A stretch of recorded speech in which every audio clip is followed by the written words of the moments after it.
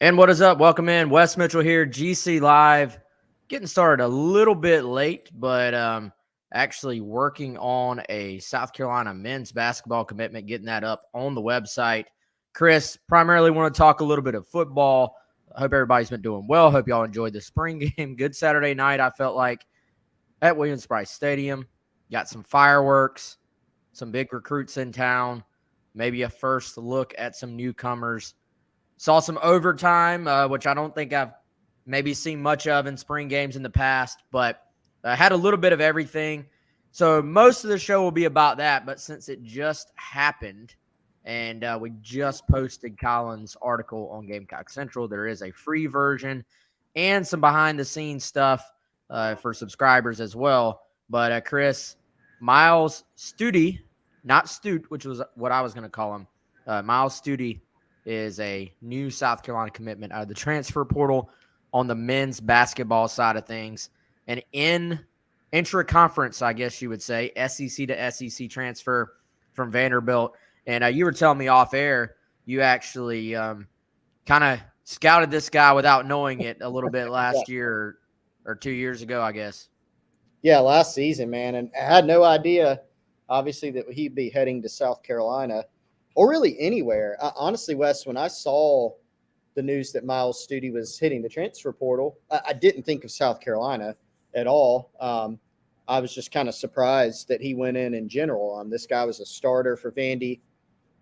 He played in basically all their games. He was a multi-year starter for them. But from what we've heard, and even from what Jerry Stackhouse, the head coach at Vanderbilt, has said, Wes, you know, he wanted to take on a little bit of even a bigger role, maybe be more of a focal point of a basketball team.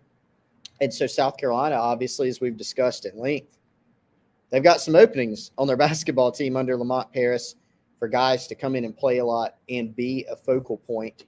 I really like this guy's skill set.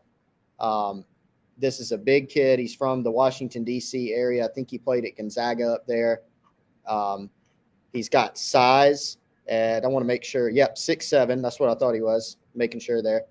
He's 6'7", 215, but he's kind of got a well-rounded skill set. I was talking actually to Colin Taylor before we came on, Wes, as he was working on this story, preparing to put it out, and he mentioned that running the advanced analytics, this guy, when you compare his numbers to South Carolina's other numbers from last season, he would have been the number one offensive player on the team using analytics. And I think a great pickup because he brings some things that you're missing, right? He's got some size. He can handle the ball if you need him to. He's more of a wing player, but he can really shoot from outside. I know last season those numbers dipped, not precipitously, not in a negative way. They dipped from what they were when he was a sophomore. Wes is a sophomore. He was one of the top three-point shooters in the country. This guy shot 43% from three, which led the SEC that year. He's not going to be a high-volume shooter. At least he wasn't at Vandy. But he's a guy that can take, three to even – there were a few games at points where he would take, 10 threes in a game. So he's a guy that can score from outside. He's got some length. Really, really intriguing player, and I think a really good pickup for Lamont Paris and this team. Yeah, as we said, that just happened. You can go read about it on Gamecock Central. One of our favorite, I believe, content items is the Inside the Commitment. We try to have that on the football and basketball side. Colin's already got one of those posted on the front page of the site, so go check that out if you're interested in learning a little bit more about him. As I said, primarily we'll talk football, spring game thoughts, spring game or spring practice as a whole thoughts, and some recruiting. One of the honestly best recruiting lists in terms of elite talent that I've ever seen at South Carolina, certainly up there with any of them in the group that was on campus on Saturday, not just for the game, but just spending some time around the staff before the game. One of the, I would say, valuable aspects of having a night game instead of the earlier afternoon game, which is what you used to see all the time with spring games. So, Chris, I'll let you go first, man. Who's the one guy, if you had to focus on one person, who was bouncing around in your brain after watching the game Saturday? Man, I feel like I'm going to be like just about everybody else. I've got to go with Lenore Sellers. And it's an interesting pick, uh, not because it's any sort of going out on a limb or bringing you behind the scenes of something you probably missed during the game, right? Everybody that watched the game, for the most part, has been talking about Lenore Sellers. But I think an interesting pick because this is a guy that's not even going to be the starter this season, barring any sort of injury for South Carolina football. Uh, but nonetheless, just you walk away from that game, or at least I did, Wes, just so intrigued by Lenore Sellers and his skill set.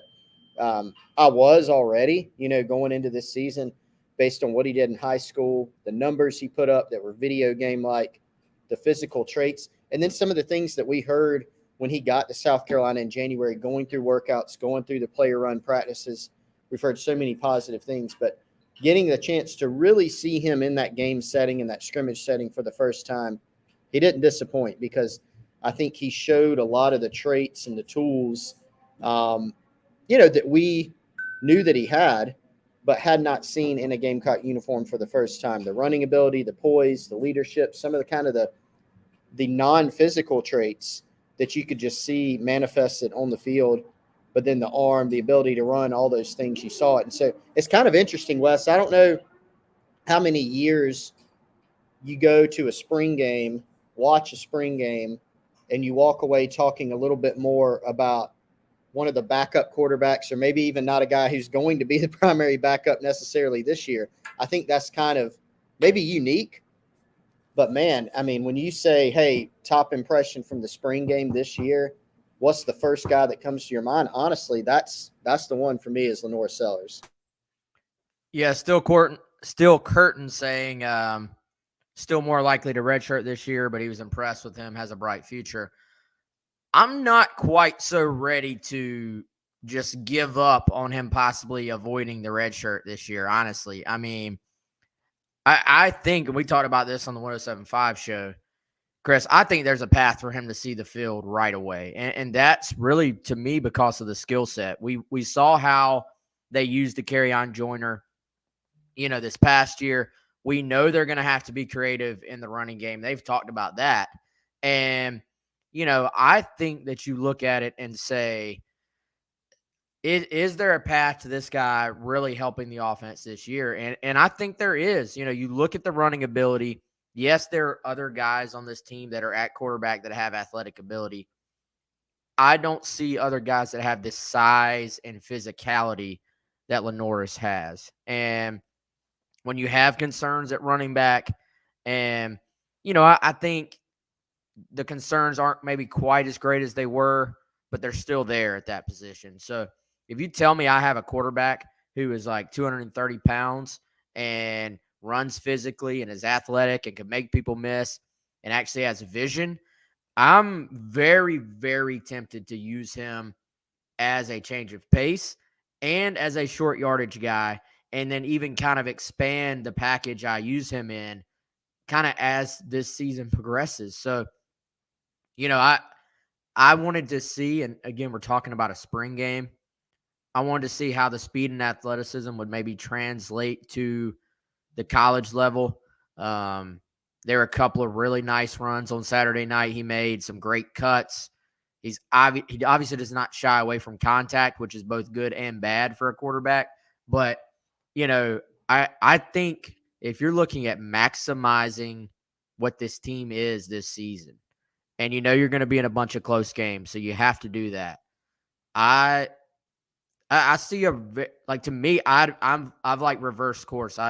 I sort of thought, oh, he's got a very bright future, but they'll play him in 4 games and redshirt him.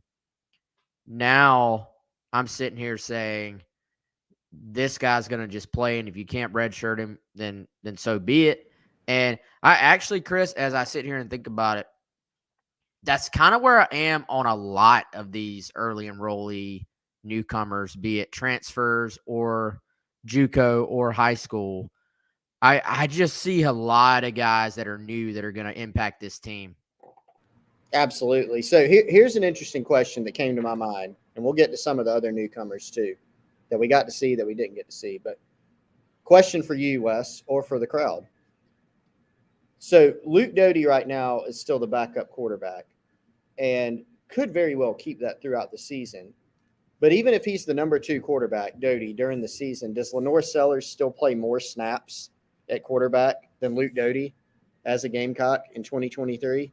That's an interesting question to me because I'll admit, I don't really think that I gave lots of credence to the thought of, hey, yeah, Lenore Sellers, he's making a lot of waves behind the scenes.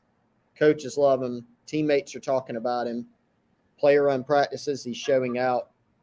I don't really know if I gave it enough thought, though, until you said it, that, hey, you might need to find a way to get this guy on the field. And I think one reason for that is you do have Doty there as the number 2, another mobile guy. You also have a very entrenched starter coming back in Spencer Rattler. So you probably don't think as much about, hey, how do we, find another way to get at this other quarterback on the field. But he may prove to be too good, right, to do that. So I think it's an interesting question. Maybe Doty stays as the primary backup in a, hey, if something happens to Rattler, here's who's going in and taking the game, right, versus just playing a guy situationally because he's that good and can help you. Yeah, man. I mean, I'm like, the more I think about it, I'm not even sure that it's a question that Sellers can help this team. Like, I truly believe he can. And just depending on how it plays out, you obviously hope Rattler is healthy all year.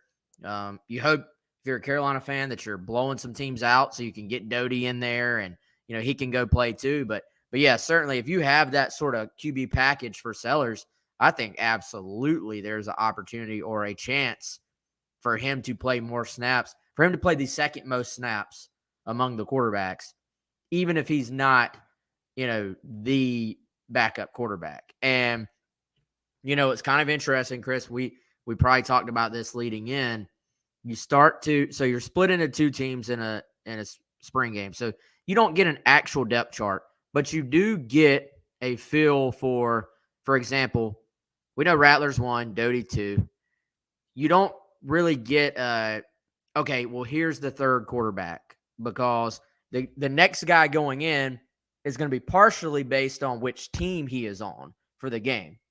But you can get an idea of who those 2 guys are if you just look at the order they go in.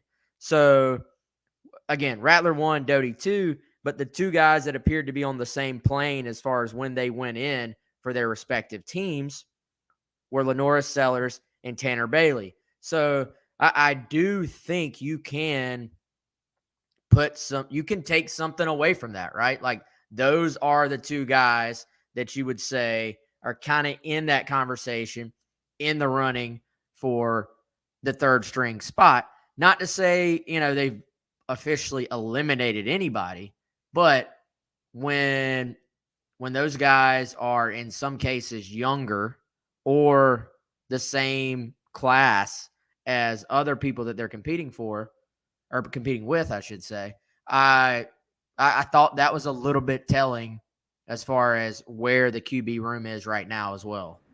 Yeah, and I don't think any of that was a surprise, really. Dating back to last season, Wes, we saw towards the end of the year, Tanner Bailey, hey, he's on the travel squad, which was interesting, and we heard some behind the scenes and I think even some public talk from what I recall about how Tanner Bailey was performing in practice. And so let's say South Carolina had not been able to basically flip Lenora Sellers from Syracuse and he wasn't on the roster.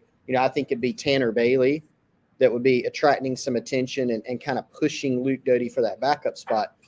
Now it's Sellers who's emerged as this true freshman early enrollee who we're talking about, maybe pushing for a backup spot, but also pushing just for playing time because of his unique skill set and what he can do for you.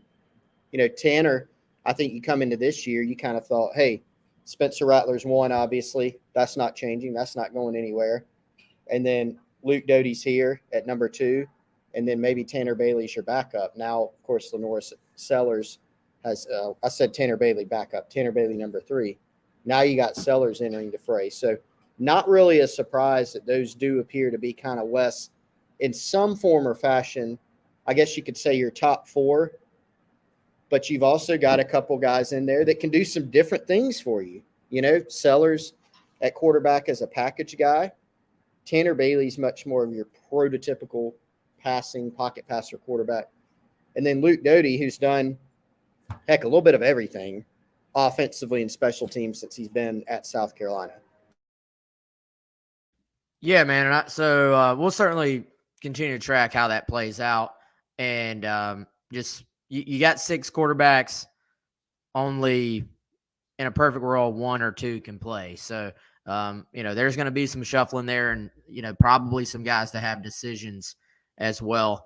It's certainly something we'll be tracking moving forward. I tell you what, man, the guy, so I had 2 answers as far as who just stood out the most to me. And I had one answer when watching it live, and then I had a different answer when watching the TV copy of the game. And both of these guys I'm about to mention were on my initial 5 standouts from the game. And Sellers was on there as well. But I thought after watching the game in person, I was like, man, Trey Knox is as advertised, and maybe even, at least this is my personal feelings on him, maybe even a little bit better than my personal expectations, even though my personal expectations for him were actually pretty high in the first place. We've heard a ton of positive buzz about him from people who would know. And so both publicly and then behind the scenes as well. Like, we know Carolina and the staff, they're happy with what they've gotten out of Knox. And, but you never know, okay, does that mean he's going to be a good player? Does that mean he's going to be a great player? Does that mean he's going to be an elite player? And just the fact that both quarterbacks who were on the team that Knox was on while he was in the game, so that was Rattler and Tanner Bailey, they really, Chris, seem to focus in on him and say, I'm going to get this guy the football. And to me, that felt kind of like, all right, there is a comfort level here, even though he's a newcomer. And that he's a guy who I trust to get the football to, trust to get open. And I also maybe have a preconceived notion about what a wide receiver turned tight end usually looks like. And just go watch the post-game video of Knox where he's sitting up there. This is a broad-shouldered guy. And I really think will be actually probably one of their better players on offense. I thought it was noteworthy that Beamer said, even though they gave Spencer Rattler the Offensive Player of the Spring award, there were conversations about doing co-award winners, and Trey Knox would have been the other award winner. So they really seem to be excited about him, and I can just see why. Yeah, one of their best players, I think, this season because of his talent level, Wes, but I'd also, in a different way, say also one of their most important players. That those two things are a lot of times the same, not always, though.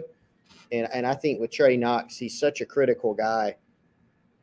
He mentioned when we did a Garnet Trust interview with him a while back before the spring, they were still going through winter workouts, I believe. And, of course, he has a prior relationship with Dow Loggins, the offensive coordinator, was his position coach, tight end at Arkansas.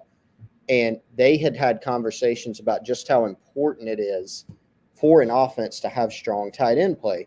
It can just open up so many different things for you. And with Trey Knox, even though he has a wide receiver background from high school and in his first year or two at Arkansas, he's got that skill set, right? But there's no doubt, you look at this guy, as you said, Wes, he is a tight end. He's 6'5", 245, 250. He's a massive guy.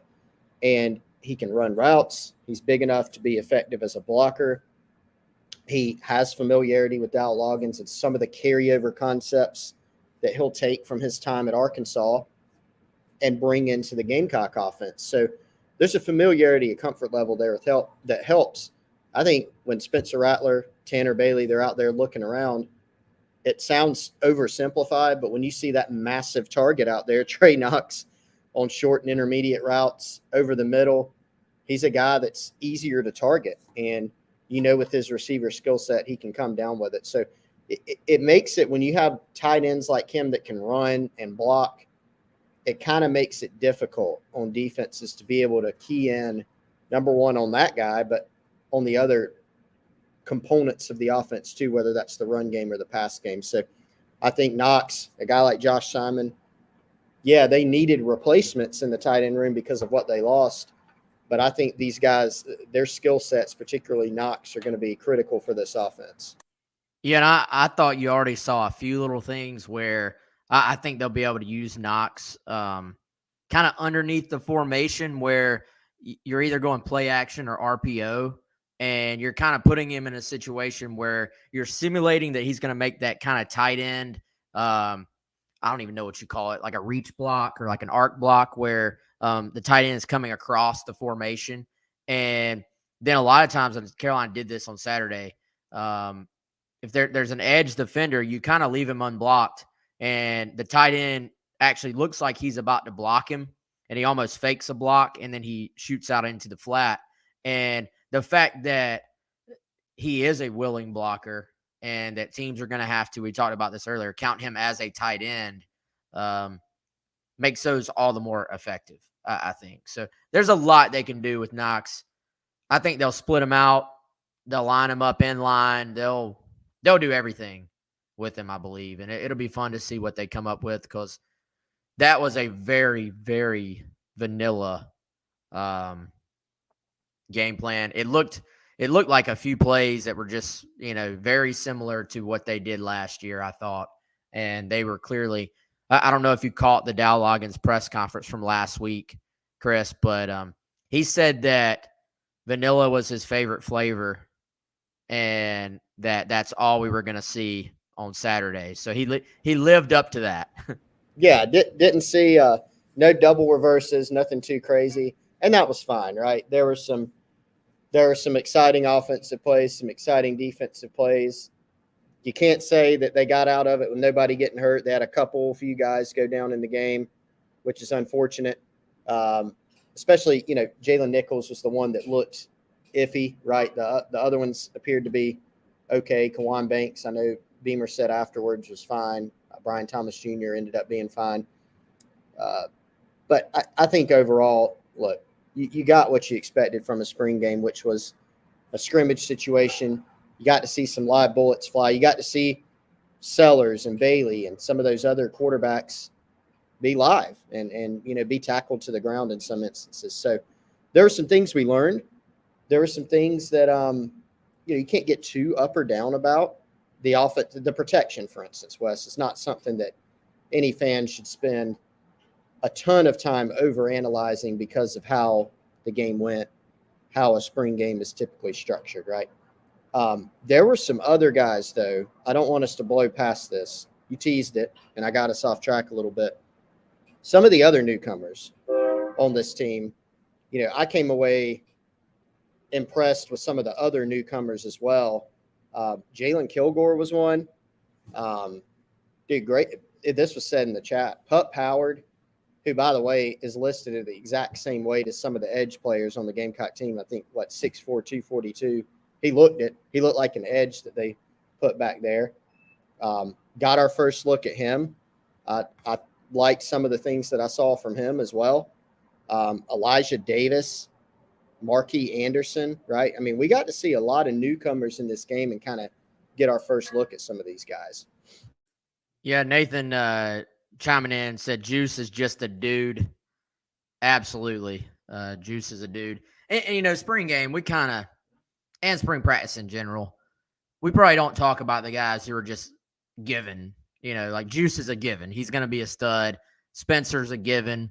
He's going to be a really good player this year. I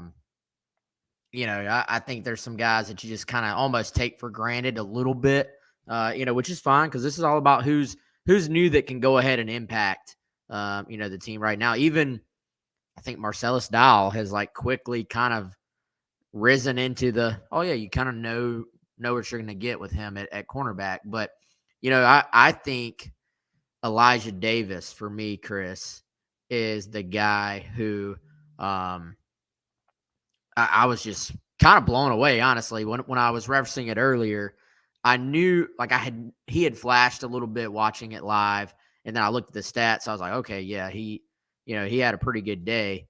And then when I was rewatching it, which by the way, if y'all really want to just go pull up, ESPN app, you can, because it was such a fast game and fast quarters, you can fly through this thing. Like if you want to get a better feel for what happened, I mean, you can knock this thing out in about 20 minutes if you really want to fly through it. But so I rewatched it. Elijah, my eyes just kept going to Big 11. And I thought he looked fantastic, man. So I asked around a little bit, Chris, because I was like, all right, are my eyes deceiving me? Like, is this just, he flashed during the spring game, or is this kind of what's been happening? And Beamer alluded to this too. Got off to kind of a slow start. I know at one point, Chris, you and I were hearing quite a bit about Zay McLeod, and rightfully so. And I think he's still a guy that's going to impact this year as well. But at the time, I was even kind of like, all right, hearing more about Zay than Elijah. But so a little bit of a slow start, maybe had to get settled in as far as getting in shape, all that stuff. But apparently the last 2 weeks, Elijah Davis has just taken off. And it was apparent on Saturday, just the natural ability, just the movement ability at that size, change of direction, dipping his shoulder a little bit as well for a big man.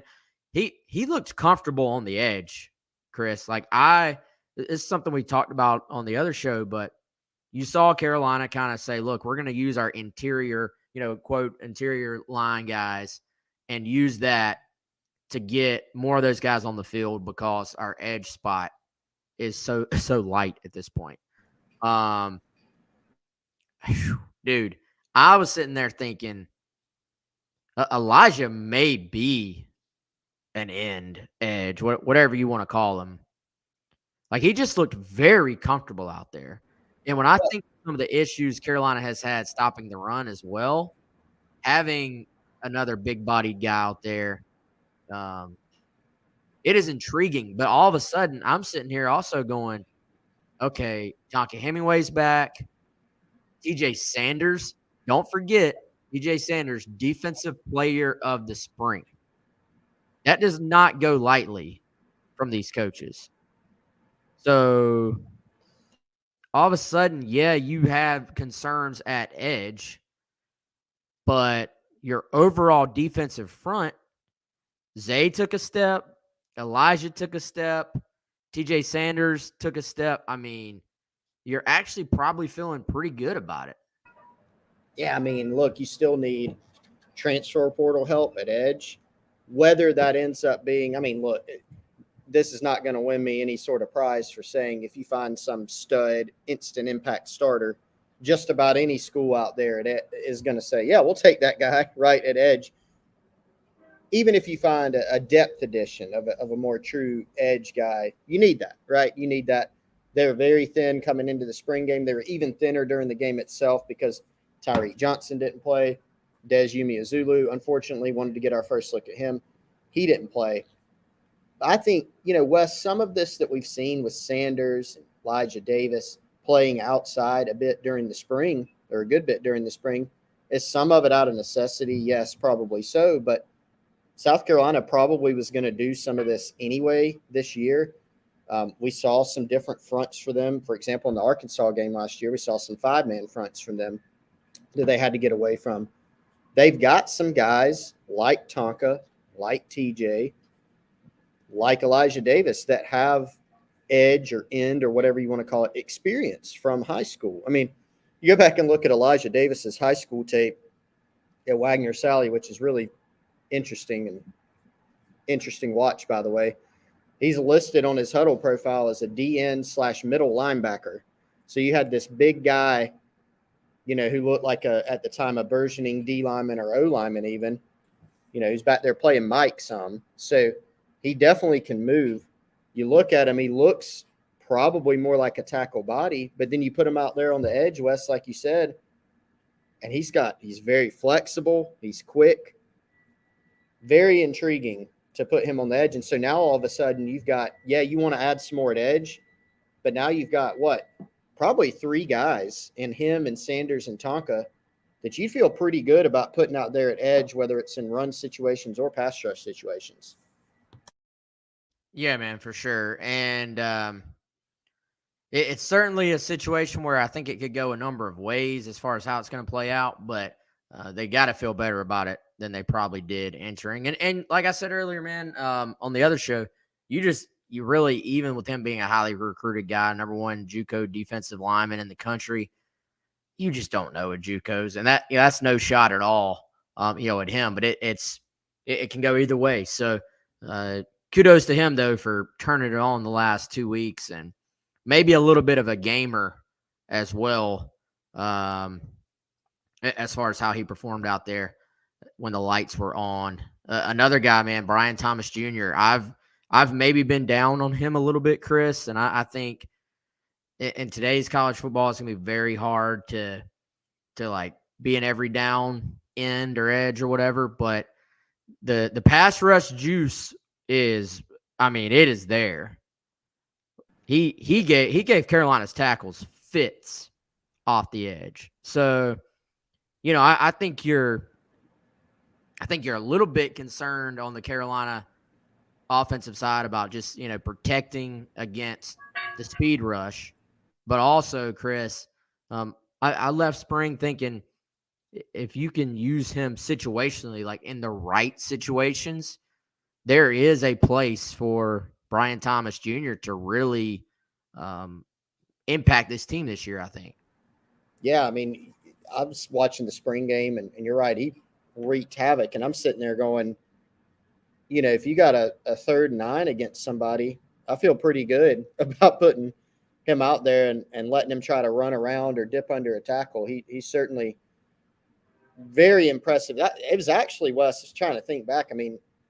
As far as spring game performances, which again, put it through the proper lens, filter, whatever you want to call it, it's still a guy out there beating a guy one-on-one. And he did it not just once or twice, but just consistently most of the game. Yes, his size is limited. If an offensive lineman gets hands on him and kind of gets set, they're going to win that battle more times than not. But with a guy like him, the technique's advanced. Remember who his dad is, right? 10 years or so, I'm probably shortchanging him. Either way, double-digit years in the NFL as a really, really good pass rusher in a 3-4 defense.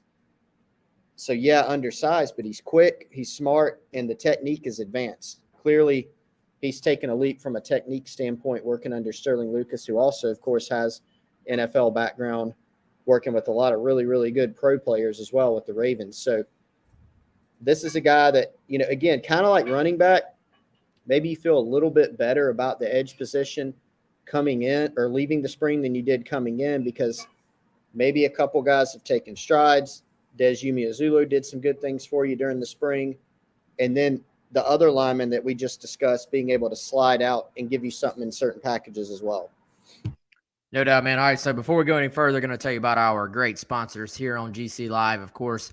First one being Clint Hammond of Movement Mortgage, clint.hammond.com. We normally tell you about Clint off the top of the show, but you can give him a call, 803-771-6933. Just go to clint.hammond.com. Again, with Movement Mortgage right here in Columbia. Same great crew, different name, but same great crew that we tell you about and have been telling you about for the last, 2 years plus now, Chris. So shout out to Clint. Appreciate Clint supporting this show, going back actually to pretty quickly after we started getting off the ground. And, of course, our friends at Liberty Tax as well. If you're not aware, it is April 17th, which means if you have not called this number or one similar to it, you probably better get on it. You might actually be at the point where you need to file an extension.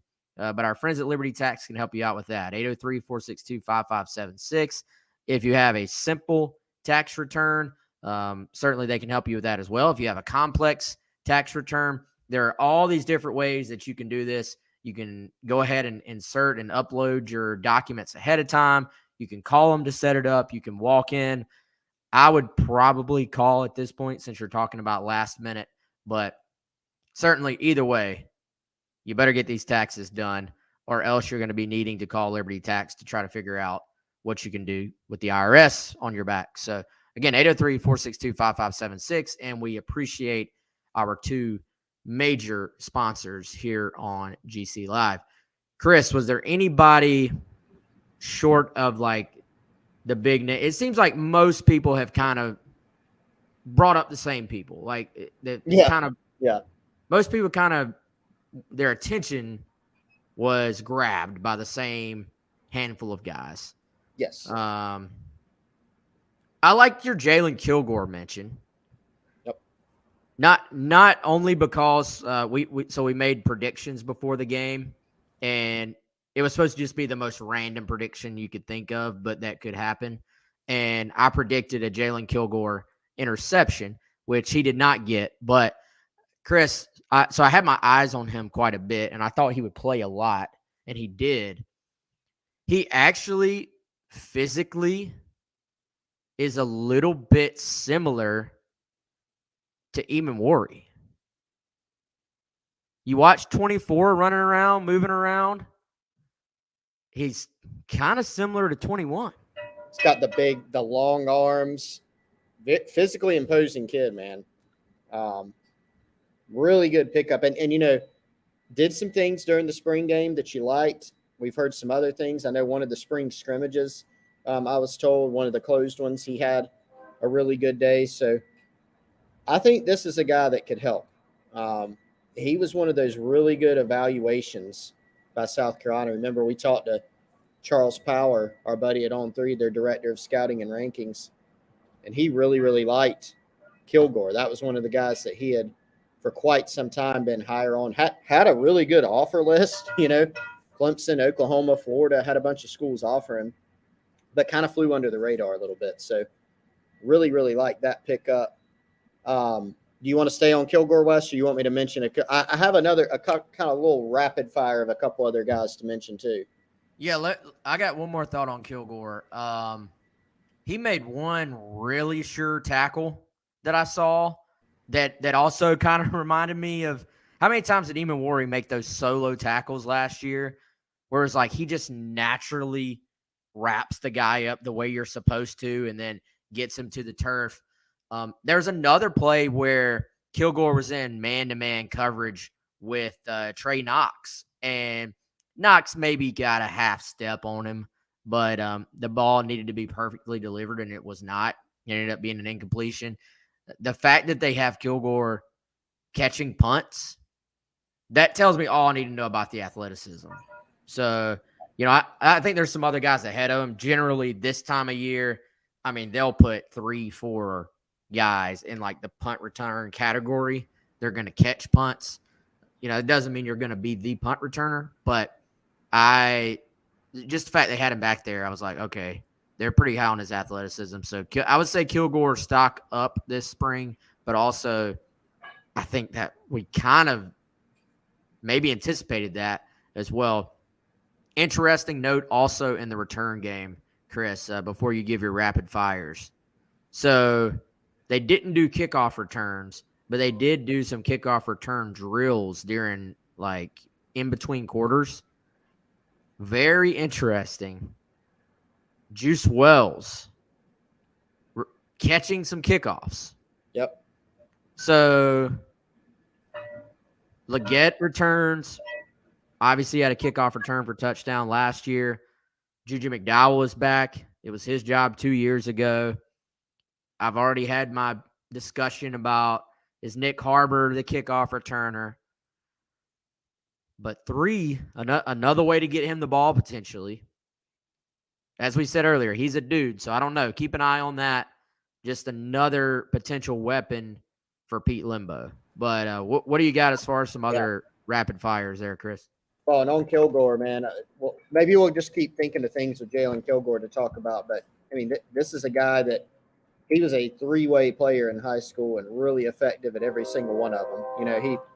He was a punt. He did some punt returning, some kick returning, played defense. He played receiver. He rushed the football from a quarterback position or a running back or a receiver position. They just use him in a lot of different ways. So just a really, really good athlete. And there's another carryover, right, to Nicky Minori, who did a lot of things in Irmo when he was coming out as well. Some other guys. Let me give one, Wes, that I don't know has really been mentioned in kind of the group of players that kind of everybody's talking about that I liked. Not a newcomer, but a youngster, Emory Floyd. I liked what I saw from Emory Floyd, former 4-star out of Atlanta, got kind of a cup of coffee last year, played a little bit at corner. I liked what I saw from him. I think he might have been the one that got called for kind of a ticky-tack pass interference in the end zone. But this kid can really run. He obviously spent time this year running track for Curtis Fry as a sprinter. That was the book on him out of high school, is that he can run. He plays with some swagger, which I like. He looks like a really confident kid. I liked what I saw from him. I think people, because of who he is, they're going to talk about DeCarrion Joyner. But, man, I walked away. I know you had the take that DeCarrion Joyner may end up being RB1, pending what happens in the transfer portal. I walked away from the game thinking the same. His very first run, just a really natural run. He also had another one. He ran over Jaron Willis one-on-one, who's a linebacker, on another play. Marquis Anderson stood out to me. Love his upside at either tackle or guard, and he played both in the game. His movement ability, he can really, really move for an offensive lineman. And then Stone Blanton looked a step quicker to me. He's always had a nose for the football, but I thought he looked a little bit quicker out there than last season, and certainly we know he's trimmed up some. So that's 3 or 4 guys that kind of just rapid fire came to mind that maybe haven't been discussed quite as much as some of the others. Yeah, those are good ones, man. I actually meant to mention Floyd. Some valuable experience for him, I think, getting out there and getting a chance to just go play, at that position. How about, for a little bit of a off the radar one, how about DJ Black? Did you see the way I know he's Floyd's track teammate. Did you see the way he exploded after catching that ball? Yeah. I think that was the one that was on a dime from Sellers. Great throw on 4th down, by the way. That was one of the throws where you're just like, okay, this kid can spin it. But DJ Black, I don't know, maybe a guy, Chris, comes in as a walk-on. I wouldn't be surprised at some point in his career. I wouldn't be surprised if he impacts somewhere. And I really feel like he's someone Pete Limbo could potentially extract some production out of. What do you think? Should I put DJ Black on my list of guys I want to make into a DB? With that, yeah, that probably. that's I mean, he could reasonable do it. wide receiver. Yeah, no, he's got a lot of athleticism, and DJ Black is one of those guys, man, as an upstate product that if you talk to anybody who watched him play in high school, especially like people who paid attention to high school football in the upstate and then are also Gamecock fans, they ask about him a lot, right? They're like, hey man, watch this kid. He's got a chance to be good. And I remember, he was one of those preferred walk-on guys for South Carolina that they really recruited. There's a difference in just having a guy show up and, hey, I want to walk on. A lot of these preferred walk-on guys are kind of recruiting battles, right? And I think DJ Black was a guy that they really wanted to get into this program. Would not be a surprise at all, Wes, for him to eventually be a scholarship guy, or heck, maybe sooner than later, and then make an impact somewhere. I mean, Peyton Mangum's a good example, right? Upstate guy, has impacted this team on special teams, given them some good run at receiver at times. Not a superstar, but just a really solid player.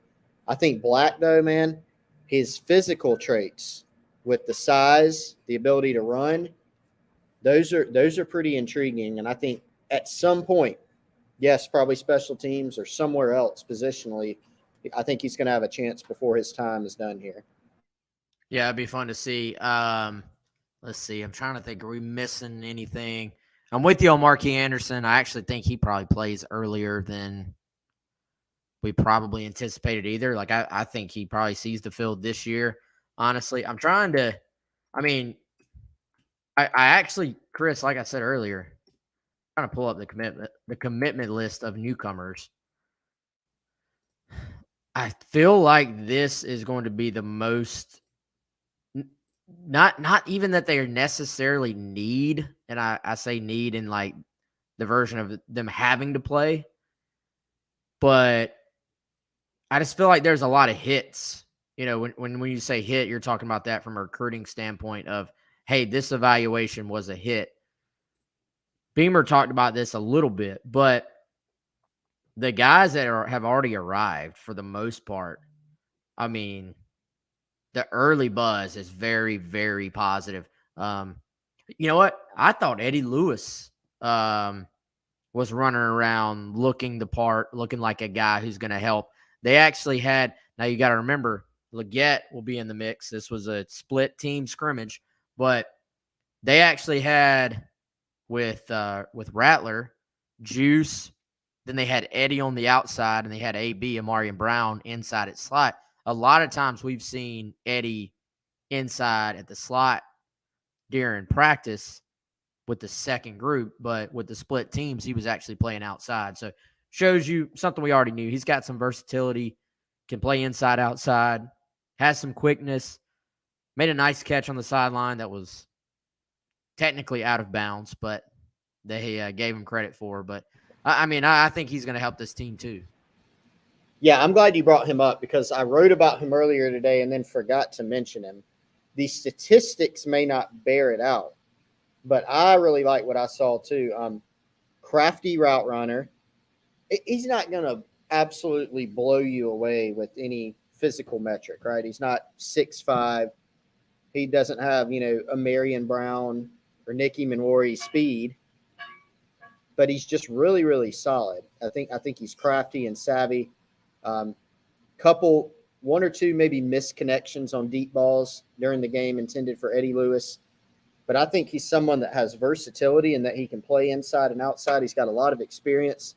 The other thing is, Wes, I mean, if I'm not mistaken, first guy up in the punt return, quote unquote, work, meaning they punted the ball and a guy caught it. That's what they did in the game. But Eddie Lewis was the first up there. And so when you're kind of thinking of, to me, an underrated storyline coming into the spring, going into this season, one of them was the loss of Josh Vann. Josh didn't have a huge statistical impact last season, but he was incredibly reliable as a punt returner. And then he did some good things for you. Think about the Tennessee game at receiver with his route running ability to catch the football deep on a variety of routes. I think Eddie Lewis, not the same player, but he looks like someone capable. We thought he'd probably be capable of stepping into a similar role. And I think we saw some things Saturday that, lend some credence to that as well. Yeah, man. So we'll keep an eye on him. At the very least, he's maybe fourth guy, I think, like next man up. But obviously, could be a starter as well. So something to keep an eye on there. And probably have a little bit of a competition, I think, there at punt returner. But he's certainly in there with maybe AB and our guy Kilgore too. I mean, like I said, I don't know if Kilgore can win that job, but I think it speaks volumes about him just to even be in that conversation.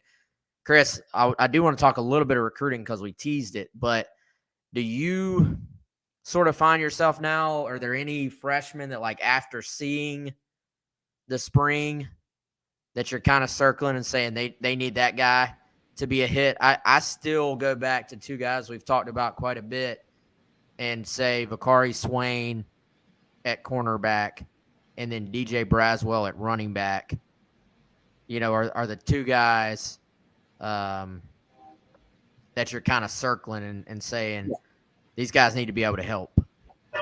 I think those are the two, man. And not look, there is going to be a drop off when you go from a couple, top 3 round selections, top 4 round selections in Cam Smith and Darius Rush to what South Carolina has now. I do think Dial, OD Fortune, right, Emory Floyd, who I mentioned, think these guys are very capable, but at least initially, right, there's going to be some drop off there, or there's at least not going to be the exact same level of play. So I think Swain, if he can come in and help, that would be a positive, and he's really, really talented. Braswell, for the reasons we've outlined kind of ad nauseum on this show and written, they need continued help at running back, whether that's depth or a guy that can, heck, if whoever comes in, freshman, transfer, both, the competition's still open. If you add a guy in some form or fashion that can go and be more of a bell cow, then I think you add that. I think whatever you get out of Nicholas Harbor, this is going to sound, it's not a negative. It's more of a bonus, right? He is a 5-star, but it's not like this is a 5-star quarterback who you're counting to come in and be your starter from day one, or could be, or, even a 5-star kind of ready-made wide receiver running back. It's just a different situation. But those are the two guys, Wes, certainly that come to mind. I will give one other, maybe a wild card. How about Elijah Caldwell, maybe, right? I mean, it looks like they've probably got maybe top 5, top 6 at receiver. But could Caldwell break in there enough to get some run this year? I don't know. I don't think that would be a huge surprise. But I generally agree with your top 2 there. Yeah, I agree. Caldwell will be one to keep an eye on. Travis says don't leave out Big Tree. I thought about Big Tree. I think he's gonna have to reshape a little bit. It would have been fantastic to go ahead and get him in for spring ball as well. But certainly I think another tackle that can play is going to be something that they need to figure out. But we'll see on Big Tree. I think he's going to have to pick it up quick when he gets here. Just being a summer guy at a position like O-line. Not many of those guys are just physically ready to go do it, but we'll see. Let's see. I'm with you on Harbor. We'll see what it looks like. I think situational is kind of the way you want to use him as a true freshman. But lots of people have been asking about the transfer portal, so let's maybe kind of combine that with our recruiting talk. And people are asking, South Carolina going to be active? I would say, Chris, they're going to be active and they're going to be aggressive in the transfer portal. We've said it a couple times now, but I'll reiterate, maybe even a little more aggressive than we thought at one point. Chris, I've been digging around today. I actually wouldn't be surprised you brought up receiver. I wouldn't be surprised if they circle back around, potentially look to add another wide receiver. If the right offensive lineman comes along, I think we've already seen evidence of that. Linebacker has popped up as a position that they really probably want to supplement at. And that's on top of the 2 everybody already knows about that I'm really just, I think we need to come up with a different word because I'm tired of saying running back and edge. I feel like we've said running back and edge, for the entire offseason. But running back and edge for sure. It might be easier, Wes, if we just name the positions that they won't take a guy out of the portal. Wouldn't that be easier? I mean, what positions would they not take a guy out of the portal? I think we've said this before, but let's kind of reset it. And I'm not speaking in absolutes here because this, when I say, they would take a transfer portal D tackle, for instance, that doesn't mean a D tackle. Like they're just going to scrape the bottom of the barrel because they're in such bad shape. But would they take the right one? Yes. Quarterback, you're not taking a transfer portal guy for obvious reasons. One of them is because you got a starter, and then you've got some young talent that you like Lenore Sellers, for instance. And you're not taking a kicker or punter because you've got guys entrenched there. And I don't know how active the transfer portal is with kickers and punters anyway, to be quite honest with you.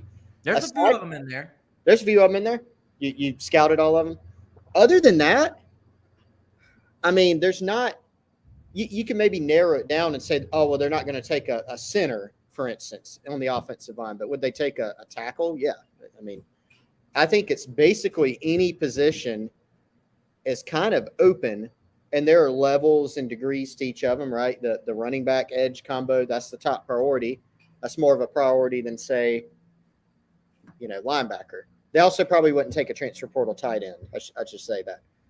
Other than those spots, though, you're gonna there's going to be some activity. There been offers out even at DB West. I mean, there was a guy that ended up committing to Missouri, the Florida transfer, in the last portal window that they would have taken on the roster as well. Yeah, and I think the right way to look at it is, like you said, there are levels, there are tiers to it. I think there are some spots where you just, if the right, like if there's a guy from the state of South Carolina who wants to get back to the state and he's just a stud, you might be like, we don't really need necessarily this position, but you're going to take him. Whereas there are the other spots where you're kind of saying you almost have to go get somebody. And even if you don't get that difference maker type, you at the very least have to help your depth. And that's the thing I think, Chris, fans are going to have to sort of acknowledge and remember is that there's only so many guys in the portal, and you're kind of beholden to who's actually out there and available. Like this is real life. You can't just manufacture, we want a 5-star, we want a 4-star edge. Who's going to be in there? There really haven't been, in my opinion, maybe as many big name guys in there yet since this thing started on Saturday as I expected. Now, some of this, I don't know how many spring games in the country have already happened, how many are about to happen, how many will be this week. But, we'll see. A lot of these things are all going to kind of be based on the timetables at the particular schools as well. Yeah, it is. I think with this window, Wes, given its timing, it's a little bit more of a question. Like it kind of reminds me back in 2018 with the first early signing period in December. It was kind of a question of, okay, well, how many kids are going to sign early? It ended up being a lot, the majority of them, right?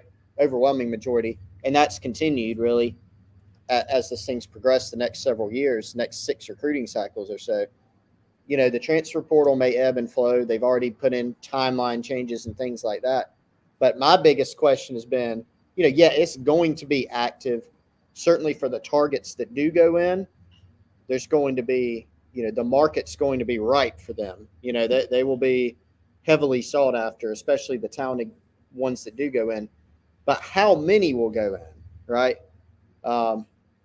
There are all different types of reasons that guys transfer, but you would think, this isn't based on data yet, but you would think that more often than not, the guys that are leaving a place after spring football that have not already left are going to do so because, maybe if it's a football reason, their role wasn't quite what they thought it would be after spring ball. There could be other reasons.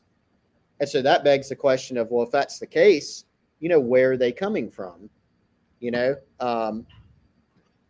That's a fair question to ask. If it's a guy that couldn't break through at another SEC school, can he break through at South Carolina? Maybe so, because there are all sorts of different circumstances. So I'm with you. I haven't seen quite maybe the volume of names quite yet, but there's still time to go in this thing, and we may see a lot more activity cropping up in the next several days. Yeah, it could always heat up as this thing goes along. Nathan keeps asking me about the 5K. It was a great event. He asked me if Kendall smoked me. I will just say that she did not, and we will leave it at that. I'm not gonna talk shiz about my buddy. She did well. Everybody that ran did great. Lots of Gamecock fans out there, Chris. I actually met several of you who are on Gamecock Central that were doing the run as well. Really cool event, and 1,200 people signed up, I think, for it. So lots of people in town. The Gamecock walk, by the way, before the spring game, Chris, literally looked like a Gamecock walk. Yeah. It was insane. Great. Yeah, great way to showcase the fan base and the passion for recruits. Again, it was one of the best lists I've ever seen. We don't have time today. Maybe we'll do another recruiting show later this week to go into all of them. Chris, why don't you pick one recruit to showcase that maybe fans Man, need to hear about? Wesley, that is a tough one. You're going to make me narrow it down to just one. There were some absolute dudes on campus. I know you tweeted this. One of the most impressive, I think, lists. I'll co-sign that with you that I've seen in quite a while. There's a bunch of them. Let me give this one. How about Daniel Hill, um, out of Mississippi? Is that the one you were going to pick? Probably. Yeah. Yeah, Yeah. but I De mean, Niro rightfully face. so. Well, and here's why. South Carolina's been in a good spot for him, but this was his, really the first time, that he's seen that type. Well, it's not the first time. There's a different type of atmosphere for Daniel Hill. And so I think they've been in good shape, but needed to get him in that setting on campus again to kind of reinforce that, because he's been a few places this spring. And it looks like so far so good on that front. The hay's not in the barn, I don't think, yet for South Carolina on Daniel Hill, but the position he plays at running back, that this is going to be probably a 1 or 2 man class for them at running back in 2024. Jody Wright, Montario Hardesty, they've done a good job with him, and I think this was a really important visit for Daniel Hill. Yeah, no doubt, man. They want him to be in this class. High priority guy. Yeah, I'll go with Dylan Stewart. I mean, number 1 player in the country according to On3, 5-star guy. We know they need pass rushers. I mean, if you could go into DC again and add the top player from that area, another 5-star, I mean, you're just rolling at that point. So he made it in. It was a multi-day visit. It was, I believe, a good visit. I'm sure they rolled out the red carpet for him. This is, I don't know, man, 6th, 7th, 8th time he's been on campus. Like, I have lost count. And we normally have that, Chris, with the in-state guys. Like, Josiah Thompson, Cam Pringle, those guys have been on campus like 30 times. Maybe actually more. But if you're coming from DC to have been here, over 5 times already, it's a big deal. And I think it speaks to the comfort level. I think you could easily also, if you're going to throw in some other guys, you could easily mention like a Mike Williams. I know you wrote about him, Chris. 3-star guy. Don't let that fool you. Massive kid, good player. I think could potentially be the 4th offensive lineman. I've said that for some time. He could potentially be the 4th offensive lineman in this class. And I don't know, man. It was just a huge group of guys. 2 other things caught my attention, Chris, from like a bigger picture standpoint. One, the fact that the entire 2024 class so far was there. Like you see, most of the class, was on campus, but the entire class was there. And man, there were so many 2025s that I'm sitting there. Some of them are the guys we already knew and like knew well, like Amari Adams, number 1 player in the state for 2025. Chris, there were so many guys on this list that I am either a little bit familiar with, or like I'm clicking through trying to get myself familiar with them, because I'm like, oh, here's another 2025 4-star from out of state that they're able to get on campus. And, I think we're just seeing them kind of go ahead and get that head start that we saw with 2024. Now it's paying off with 2024. Now you're looking back, the 2025 class, a year from now, we'll be talking about how, they've gotten a Deuce Knight at quarterback, a Caleb Cunningham, a Jonte Gilbert, Josh Petty, who's another big-time offensive tackle. Getting those guys in on campus early on will pay dividends for them down the road. Yeah, it will. And I think, we went through the stats the other day, Wes, of On3's top 10 guys. I think we listed top 10, top 15, and South Carolina had already had about half of them, I think, on campus for visits. Now, that doesn't mean they're necessarily like DJ Pickett from Florida. He was not on campus this past weekend, but he did visit this year. Are they heavily in the game with him? I don't think so. but they've had them on campus, and that's definitely a prerequisite to being in the game with anybody. There are some that they are in the game with, like Jonte Gilbert, the Ohio State commitment. He's now been on campus a couple times this year in South Carolina, definitely with a seat at the table to potentially flip him. A long way to go. But you look at the volume, not just the volume, Wes, but the quality of guys that they've been able to get on campus, even for repeat visits from that class. There are a few candidates that you can identify from the 25 class as being guys that could end up being the Cam Pringle, the Dante Reno of the 2025 class, in that those guys had visited so many times by the time they committed and then ended up going back on campus again. That's the type of class you want, when those guys can help you recruit others after they're already firmly committed and continue coming back to campus. That only helps you as a coach. Yeah, no doubt. All right, man, we're out of time. We've hit on a lot of them. Maybe let's try to do a recruiting show later this week, and we'll talk a little ball with everybody as far as more of the future potential Gamecocks who were on campus. Long list, man. We really can do a full hour on that, I think. So maybe we'll look to do that. And maybe talk a little bit about Josiah Thompson. We haven't actually talked about him on a GC Live either, but we have in other content out there, of course. So, all right. Hey, I appreciate everybody that's coming on. Big numbers today. Appreciate y'all letting us get back settled in here with GC Live, and plenty to talk about. A lot of fun coming up on Gamecock Central as well. Coaches will hit the road recruiting here shortly.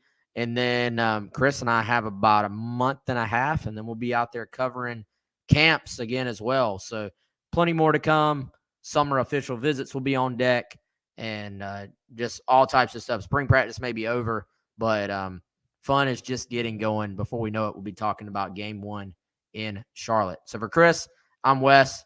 Appreciate our sponsors and appreciate y'all for listening or watching.